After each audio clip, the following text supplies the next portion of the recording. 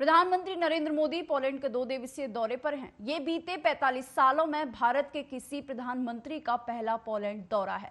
Poland यात्रा के पहले दिन पीएम मोदी ने नावानगर के जाम साहिब स्मारक और कोल्हापुर महाराष्ट्र के स्मारक पर जाकर श्रद्धांजलि दी और बाद में भारतीय समुदाय को संबोधित किया। अब यात्रा के दूसरे दिन बृहस्पतिवार को पीएम मोदी ने पोलैंड के राष्ट्रपति आंद्रेज डूडा और प्रधानमंत्री डोनाल्ड टस्क से मुलाकात की।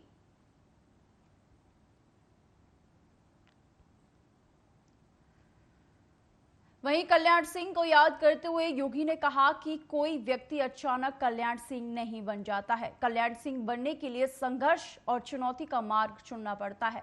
सीएम योगी आदित्यनाथ ने आगे कहा कि प्रधानमंत्री नरेंद्र मोदी के नेतृत्व में डबल इंजन की सरकार अपराध और अपराधियों, भ्रष्टाचार और भ्रष्टाचारियों के प्रति जीरो टॉलरेंस की नीति के तहत कार्य करती रहेगी, फिर चाहे इसके लिए कोई भी कीमत क्यों न चुकानी पड़े।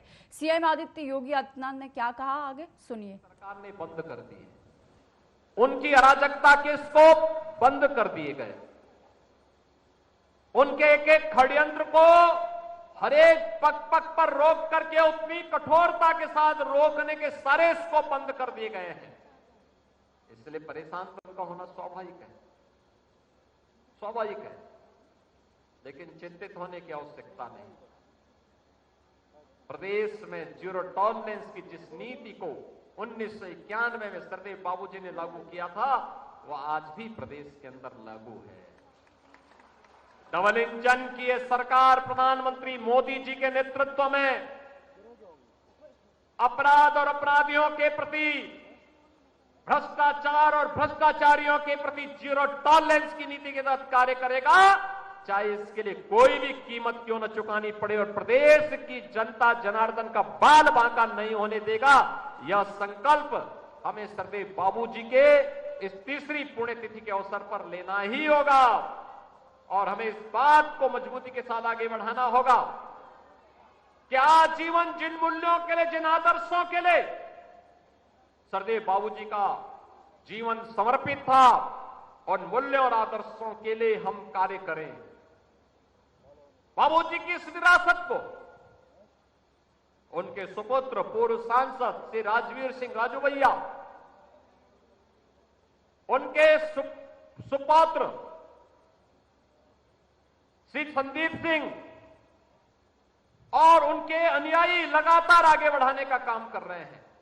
आप सभी से मेरा यही आग्रह होगा कि बाबूजी का सपना था, उस सपने को भारतीय जनता पार्टी और उनकी विरासत मजबूती के साथ आगे बढ़ाने का कार्य करेगी, कार्य कर रही है।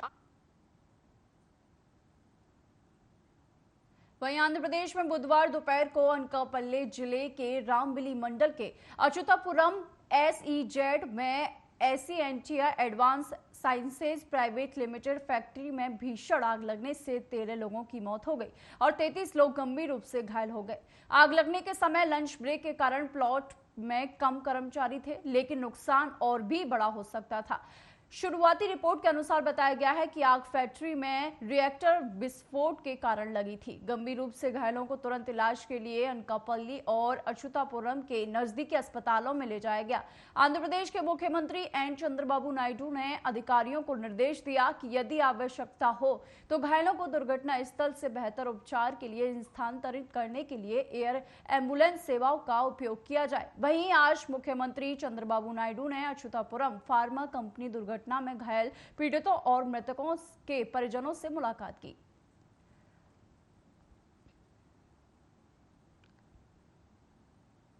वहीं रामनगरी अयोध्या के बदरशाह में किशोरी के साथ हुए गैंगरेप के मामले में मुख्य आरोपी सपा नेता मोईन खान पर गुरुवार को दूसरी बड़ी कार्रवाई की गई है। मोईन खान से जुड़ी अवैध कब्जे की जमीन पर बने शॉपिंग कॉम्प्लेक्स पर योगी का बुलडोजर चल गया।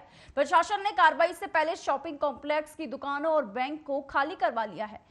मोइन खान का परिवार इस मामले को लेकर हाईकोर्ट भी पहुंचा है, जिसमें शुक्रवार को सुनवाई होनी है, लेकिन उसके पहले ही प्रशासन ने यह बड़ी कार्रवाई कर दी है। बताया जा रहा है कि इस परिसर का 1/3 हिस्सा तालाब की जमीन पर अतिक्रमण करके बनाया गया है। इसी अतिक्रमण पर बुलडोजर चलाया गया है। बता दें कि इससे पहले किशोरी के साथ गैंगरेप के मुख्य आरोपी सपा नेता मोइन खान की बेकरी पर बुलडोजर चलाकर प्रशासन ने मामले में पहली बड़ी कार्रवाई की थी। गैंगरेप के मामले में सपा नेता जिला कारागार में बंद हैं।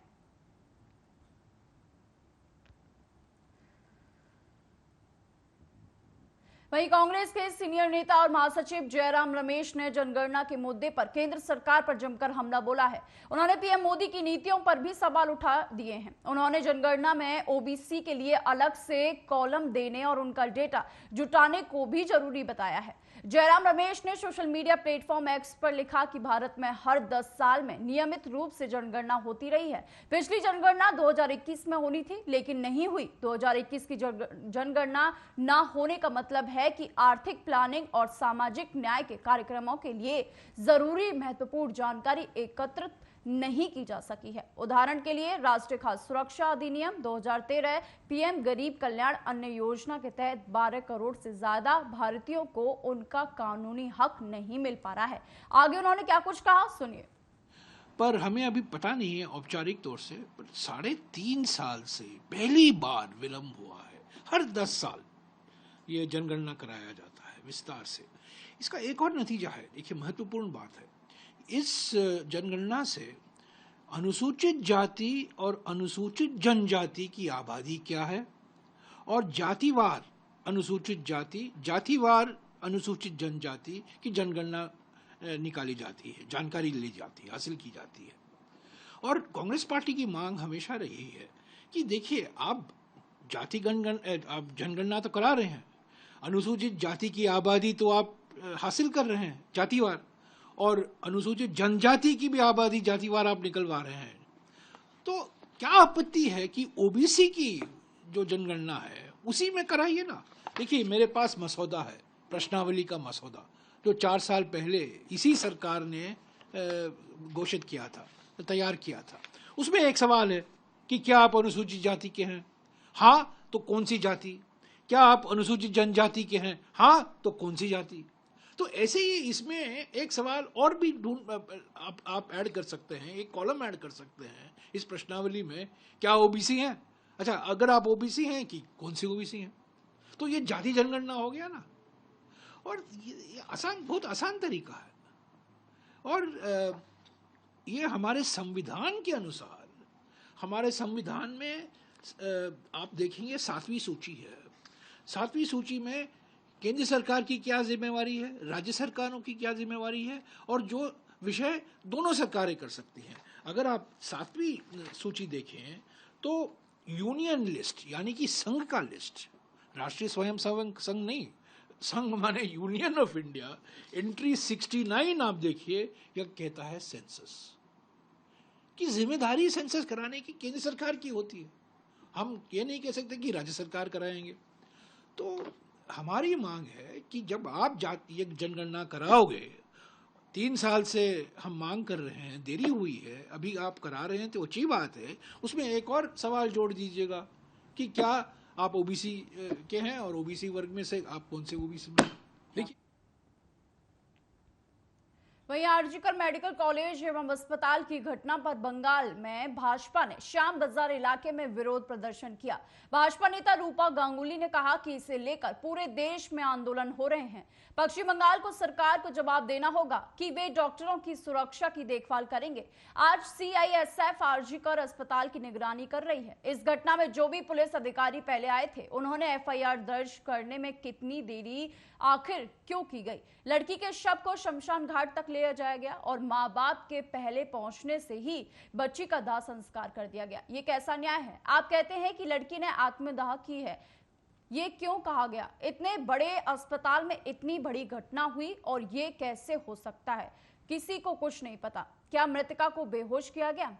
इस मामले पर पश्चिम बंगाल में भाजपा का काफी विरोध प्रदर्शन देखा गया है।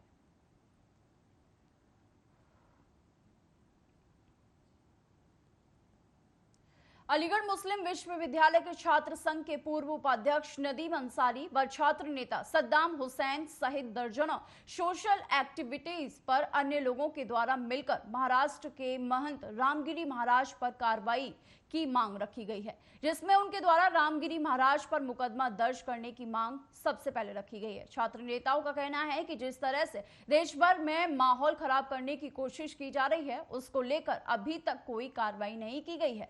लंबे समय से उनके द्वारा इस तरह की बयानबाजी हमें सुनाई दे रही है, जबकि देश भर में अमन चैन कायम होना चाहिए, लेकिन कुछ लोग अमन चैन कायम नहीं होने देते, जिसके चलते लोगों में आक्रोश व्याप्त है। अन्य लोगों का कहना है कि जिस तरह से माहौल खराब करने की हर रोज कोशिश की जा रही है, ऐसे लोगों पर जिलाधिकारी की ओर से कड़ी कार्रवाई करनी चाहिए। महाराष्ट्र में चुनाव में इसके चलते हर रोज तरह तरह की बयानबाजी सामने आ रही है।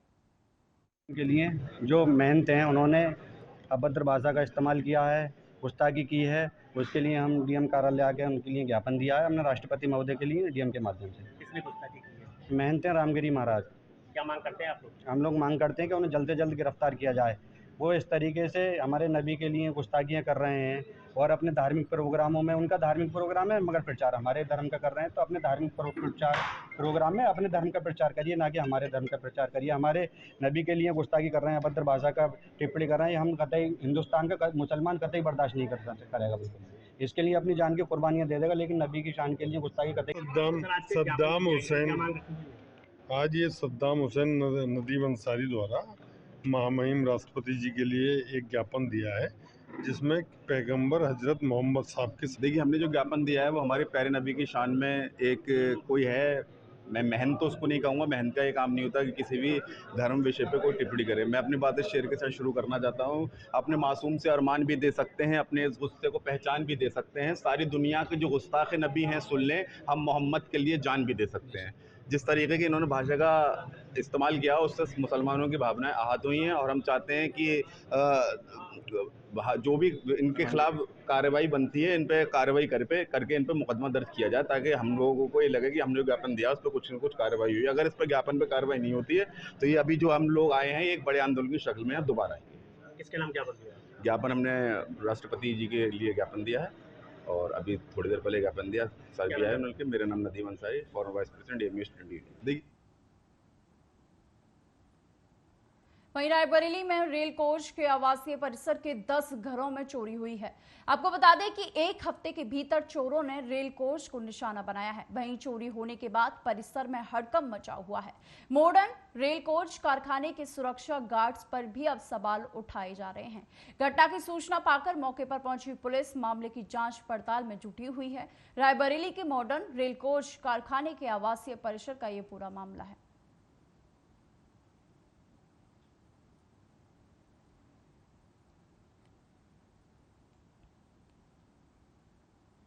वहीं बिहार कांग्रेस की ओर से हिडन वर्ग खुलासे को लेकर गांधी मैदान में ईडी कार्यालय तक प्रदर्शन किया जा रहा है।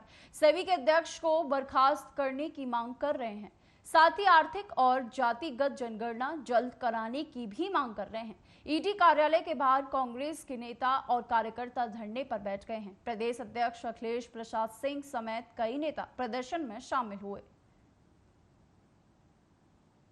अभी के सीएमडी को लाया गया, वो अपने आप में प्रश्न चिन्ह खड़ा होता है और जिस तरह से उन्होंने अकूत संपत्ति अर्जित की, जो लाभ के पद के लिए बिल्कुल ही गलत है। और हमारे नेता राहुल गांधी जी 2023 से लगातार सेल कंपनियों के 20,000 करोड़ रुपए का मुद्दा उठाते रहे हैं कि ये सेल कंपनियों के माध्यम से अदानी ने भारत में रेल, सेल, एयरपोर्ट, पोर्ट की जो खरीदगी की है उसकी जांच होनी चाहिए। और जब सेबी के चेयरमैन का रोल भी संदेह के घेरे में है तो उनको न केवल बर्खास्त करना चाहिए बल्कि उनको सलाखों के पीछे जाना चाहिए। रायबरेली में जिलाधिकारी हर्षिता माथुर व पुलिस अधीक्षक अभिषेक अग्रवाल ने राणा बेनी माधव बख्श सिंह की जयंती पर राणा बेनी माधव सिंह बख्श समिति व जिला सूचना एवं संपर्क विभाग की तरफ से 3 दिवसीय प्रदर्शनी का उद्घाटन किया। शहर के फिरोज गांधी डिग्री कॉलेज के परिसर में लगाई गई प्रदर्शनी में आजादी की लड़ाई में अंग्रेजों के जुल्म के खिलाफ राणा बेनी माधव बख्श सिंह योगदान को दिखाया गया है। कहाँ पे आई हुई है? देखिए, राणा बेनी माधव जी की जयंती के अवसर पर ये 3 दिवस की प्रदर्शनी लगाई गई है। सूचना विभाग एवं सूचना एवं जनसंपर्क विभाग के द्वारा इसको लगाया गया है। बहुत ही अच्छी प्रदर्शनी है जिसमें शहर के संबंध में और हमारे जनपद के ऐतिहासिक महत्व की सभी चीज़ों के बारे में जानकारी और फोटोग्राफ्स के माध्यम से बताया गया है। मैं सभी लोगों से आशा करूँगी कि सभी लोग इस प्रदर्शनी को आएँ और इसका अवलोकन करें। वहीं बिजनौर जिले के मंडावर में गुलदार की दहशत बरकरार बनी हुई है। हर रोज कहीं ना कहीं गुलदार दिखाई दे रहे हैं। अब तक गुलदार स्कूली वैन के सामने आकर सड़क को पार करते हुए दिखाई दे रहे हैं। गुलदार की दस्तक से ग्रामीणों में दहशत बना हुआ है। बुधवार को काजीवाला इनामपुरा मार्ग पर एक स्कूली वैन जा रही थी। उसमें बच्चे नहीं थे। महेंद्र सिंह के खेत में सड़क किनारे गुलदार उसको दिखाई दिया। गुलदार को देखते ही वैन चालक ने गाड़ी की गति धीमी कर ली। गुलदार धीरे धीरे आगे बढ़ने लगा। चालक ने उसकी वीडियो बना ली और वो वीडियो सोशल मीडिया पर अब तेजी के साथ वायरल हो रही है।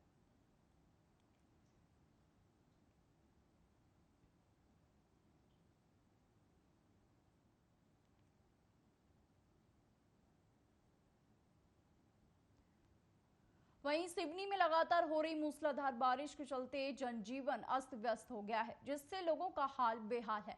चारों तरफ पानी ही पानी नजर आ रहा है। नदी नाले उफान पर हैं। लगातार हो रही बारिश के चलते बैन गंगा नदी का भी जलस्तर बढ़ गया है। नदी के किनारे स्थित मंदिर और दुकानें पूरी तरीके से डूब गई हैं। इसके साथ ही कई जगहों पर बाढ़ के पानी से बिजली के पोल और ट्रांसफर गिर पड़े हैं, जिससे कई इलाकों की विद्युत व्यवस्था चरमरा गई है।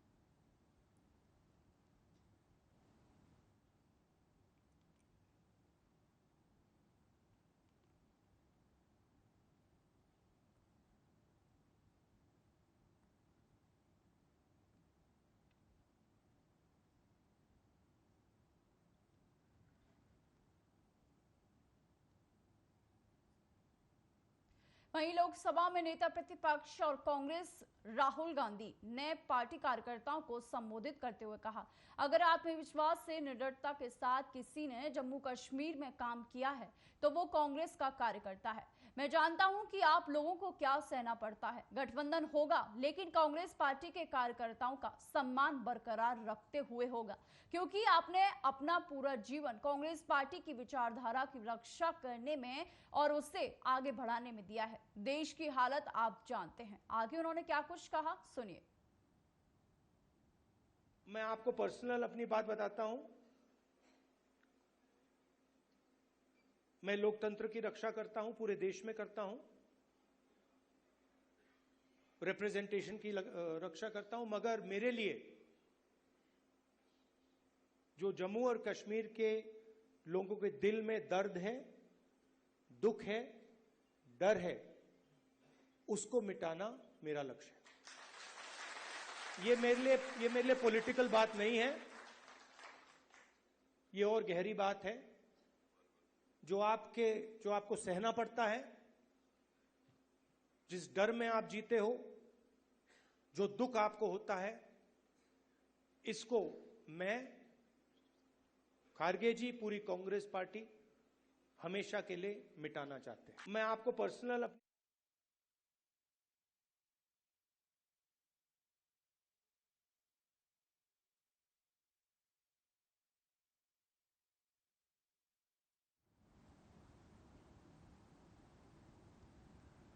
फिलहाल के बुलेटिन में सिर्फ इतना ही। देश और दुनिया की तमाम खबरों के लिए देखते रहिए आर्या न्यूज।